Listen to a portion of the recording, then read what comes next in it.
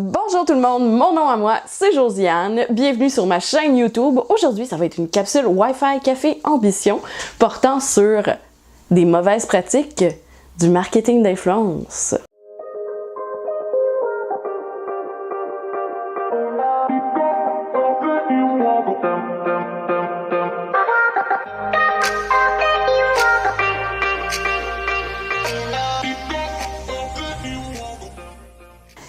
En fait, c'est une campagne d'influenceurs que je voulais pointer du doigt parce que c'est de la triche. C'est carrément de la triche.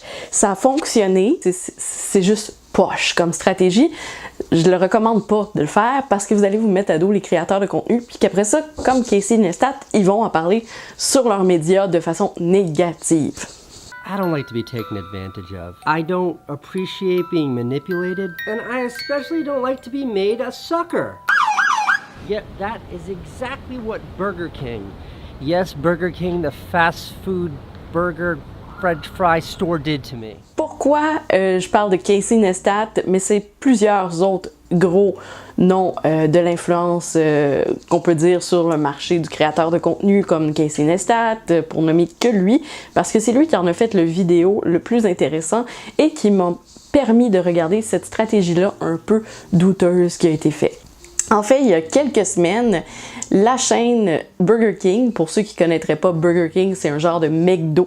Donc, on va y servir des frites et des burgers. Donc, c'est vraiment une chaîne américaine qui sert, encore une fois, de la malbouffe. Ils sont forts là-dessus, les Américains. En plus de servir de la junk food, ils ont servi aussi du junk marketing. Et je vous explique vraiment pourquoi. En fait, qu'est-ce qui est arrivé, c'est que Burger King a lancé une campagne pour sa prochaine ressortie, on va remettre sur le marché quelque chose qui avait bien marché en 2009-2010. Et pour faire ça, pour l'annoncer, eh bien, Burger King s'est mis à aimer, liker des tweets d'influenceurs de 2009 et 2010. Casey Neistat, comme plusieurs autres, ont trouvé ça bizarre. Pourquoi Burger King aimerait, est-ce que c'est un bot, est-ce que c'est un bug, aimerait justement des publications de 2009-2010, on s'entend là, faut que tu cherches longtemps, entre parenthèses, si tu y vas manuellement, il y a des trucs qui nous permettent de répertorier aussi non manuellement justement les publications sur Twitter, mais bon, tu sais, ça fait que c'est un peu étrange, alors il a fait un copy screen de son écran et il a dit « Hey, what's up Burger King? Qu'est-ce qui se passe? Pourquoi vous aimeriez des posts qui datent de 2010? » Silence radio, c'est arrivé à d'autres influenceurs et on parle de millions de retweets, les tweets que les influenceurs ont fait par rapport justement, hey, qu'est-ce qui se passe? Est-ce que c'est un bug? Est-ce que c'est Twitter qui nous joue des tours? Peut-être que ça a été liké, puis tu sais, des fois comme un genre de reboot de serveur, puis ça les a remis en avant. Peu importe, ça portait à l'intrigue. Quelques jours plus tard, après le fameux tweet de Casey Neistat, qui est vraiment un gros YouTuber et en plus il fait des courts-métrages et des choses comme ça, arrive et on lit dans des Business Insider des communiqués de presse disant « Si vous avez été aimé justement vos tweets en 2010, voici la raison. Burger King relance son nouveau produit. » Cheap shot. No, God! No, God, please, no! No! No! No! Pour vrai, c'est un coût tellement bas que ça n'en peut pas. Personnellement, genre, je trouve ça un peu ordinaire. Une marque qui fait des multi-millions de dollars, voire une marque milliardaire, qui exploite les influenceurs, les créateurs de contenu de cette façon-là, je trouve ça complètement injuste.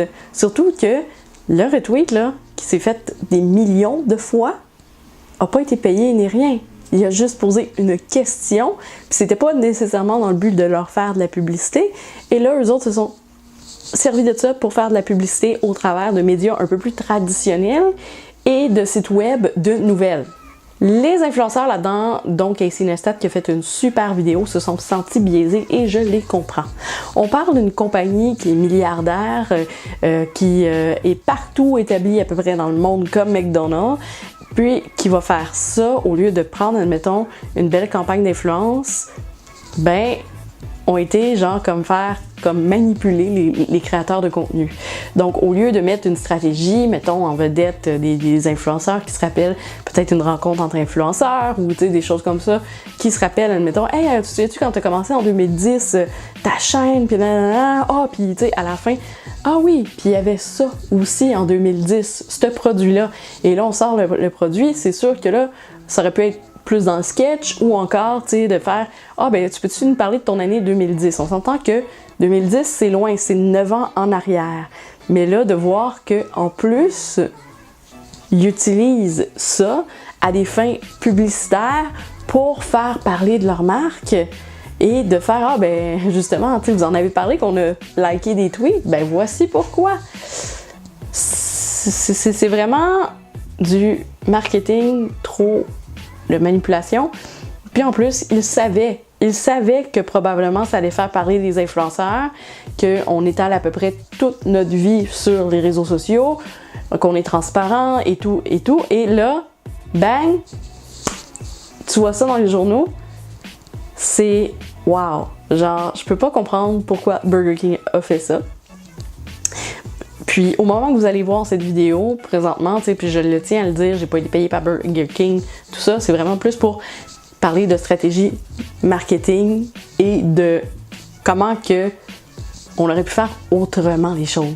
Qu'est-ce qui me déçoit là-dedans, c'est que souvent ces grandes marques-là, puis c'est pas juste Burger King, j'en connais plusieurs autres, vont tout le temps essayer de dealer à rabais les créateurs de contenu en se disant que c'est moins bon. Puis de plus en plus, on va voir des acteurs jouer aux créateurs de contenu parce qu'ils se sont rendus compte que c'était lucratif pour eux. On va voir aussi des musiciens, on va voir plein d'artistes qu'on ne voyait pas, qui étaient plutôt sur des médias traditionnels, faire le virage vers YouTube et Instagram. Oui, les choses changent, oui, c'est normal de les voir là, mais présentement, qu'est-ce qui arrive, c'est qu'il y a comme un espèce de combat influenceur, créateur de contenu, donc versus les médias traditionnels qui s'en viennent en ligne. Il y a de la place pour tout le monde. On n'a pas besoin de se battre, mais les compagnies profitent de ces batailles-là, justement, pour acheter à rabais, justement, un créateur de contenu qui a une belle audience, puis des fois même plus qu'une vedette de la télé, pour vrai, mais que, justement, on va aller jouer avec ça. Qu'est-ce qu'on peut apprendre? C'est que Twitter, ça fonctionne, bien entendu, mais aussi que, justement, tu sais, aller piquer la curiosité, c'est une bonne chose pour faire parler de soi. Donc, allez liker, essayez là, allez liker les gros youtubeurs comme des publications de 2010. Je suis sûre qu'ils vont avoir une réaction, mais pourquoi tu likes cette publication-là de 2010? Pourquoi? Je suis certaine qu'ils vont avoir toute la même réaction, puis ils vont trouver ça très étrange. Où est-ce que Burger King aurait dû faire? C'est peut-être en parler ou dire « Écoute, on va utiliser ton reach, fais air de rien. » Tu sais, un petit peu genre stagé, slightly stagé. Tu sais, on va liker les publications en masse, peut-être 3, 4, 5, là, d'une shot, d'une année ultérieure. Peux-tu faire à semblant d'être surpris, puis on te donne un salaire X pour que tu nous tweets. Ça aurait été une bonne pratique. Ça aurait été quoi de donner un montant X à des créateurs de contenu pour justement faire ça? Mais là, ils l'ont eu carrément gratuitement. Gratuitement, ils ont été chercher des millions de views et gratuitement, Burger King, ben lui, tu sais, genre, haha, vous parlez en bien, parlez en mal, mais vous parlez de moi. Avouez que vous aimeriez pas ça, qu'on utilise votre contenu à des fins un peu comme ça. Je dis ça comme ça, là. Mais pourtant, plusieurs compagnies utilisent justement la force des réseaux sociaux et la force des médias sociaux pour faire parler d'eux, pour que justement, de façon un petit peu comme ça, et il y a, plus qu'on fouille, il y a d'autres marques aussi qui l'auraient fait, pas juste Burger King. Là, c'est parce que présentement, dans les médias, on pointe du doigt Burger King, mais pourtant, il y en a plein d'autres. Voilà qui conclut notre capsule Wi-Fi Café Ambition cette fois-ci. On se revoit très prochainement pour le podcast lundi 19h ou encore mes capsules lifestyle, un petit peu plus ma vie personnelle, des petits trucs lifestyle comme présentement Marie Kondo que je parle beaucoup sur les réseaux sociaux. Donc, ça va être vraiment les samedis. Nouvelle année, nouvel horaire. On a dû faire un planning aussi à cause du succès de Simon sur Twitch. Je vous invite à aller suivre Simon R191 sur Twitch. C'est gratuit. Faites juste un follow, vous abonnez aussi à la chaîne YouTube. C'est gratuit, donc faites-le. Et on se revoit très bientôt pour une capsule Wi-Fi Café Ambition, un podcast ou une capsule lifestyle. À bientôt!